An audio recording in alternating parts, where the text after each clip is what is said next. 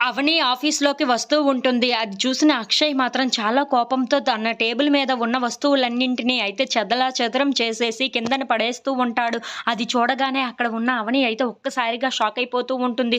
ఏంటండి మనుషుల మీద ఉన్న కోపాన్ని ఇలా వస్తువుల మీద చూపిస్తారా? అని చెప్పేసి అయితే అడుగుతూ ఉంటుంది. ఆ మాటలు వినగానే అక్కడ ఉన్న అక్షయ్ మాత్రం చాలా కోపంగా నిన్ను ఎప్పుడు క్షమిద్దాము అని అనుకున్నా సరే, ఆ తర్వాత మళ్ళీ వెంటనే ఏదో ఒక తప్పు చేసేస్తున్నావు నువ్వు.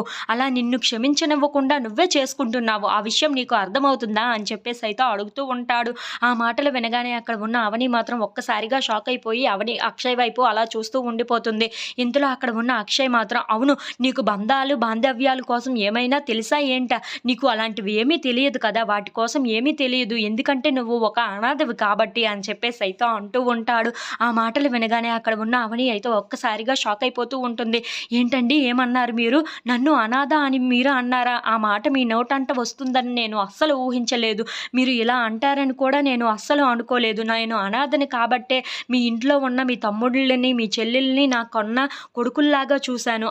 అలాగే మీ ఇంట్లో ఉన్న వాళ్ళందరూ మీ మనుషులైనా సరే, నా సొంత మనుషుల్లాగా నేను మీ ఇంట్లో ఉన్న వాళ్ళందరినీ భావించి, నా సొంత మనుషుల్లాగానే నేను ప్రేమించాను తెలుసా? అలాంటిది మీరు ఇప్పుడు నన్ను ఇలా అంటున్నారా? అని చెప్పేసి అయితే అంటూ ఉంటుంది. ఆ మాటలు వినగానే అక్కడ ఉన్న అక్షయ్ మాత్రం అవని వైపు అలా చూస్తూ ఉండిపోతాడు. ఇంతలో అక్కడ ఉన్న అవని మాత్రం చాలా బాధపడుతూ, మీరు ఇలా అంటారని నేను అస్సలు ఊహించలేదు. కానీ మీరు ఇలా అన్నారు కదా! ఆ తర్వాత నా తప్పులు ఏమీ లేవని మీకు తెలిసిన తర్వాత అప్పుడు నాకన్నా మీరే ఎక్కువ బాధపడతారు చూడండి. నేను ఇప్పుడు ఇంత బాధపడుతున్నాను కదా! ఆ బాధ ఏంటో మీకు తర్వాత తెలుస్తుంది అని చెప్పేసి అయితే అంటూ ఉంటుంది. ఆ మాటలు వినగానే అక్కడ ఉన్న అక్షయ్ అయితే అవని వైపు అలా చూస్తూ ఉండిపోతాడు. ఇంతలో అక్కడ ఉన్న అవని మాత్రం చాలా బాధపడుతూ, మీరు నన్ను ఇన్నిన్ని మాటలు అంటున్నారు కదా!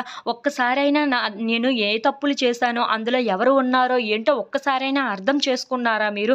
అవన్నీ తెలిసొచ్చిన తర్వాత మీరు ఎంత బాధపడతారో నేను కూడా చూస్తాను అని చెప్పేసి అయితే అంటూ ఉంటుంది.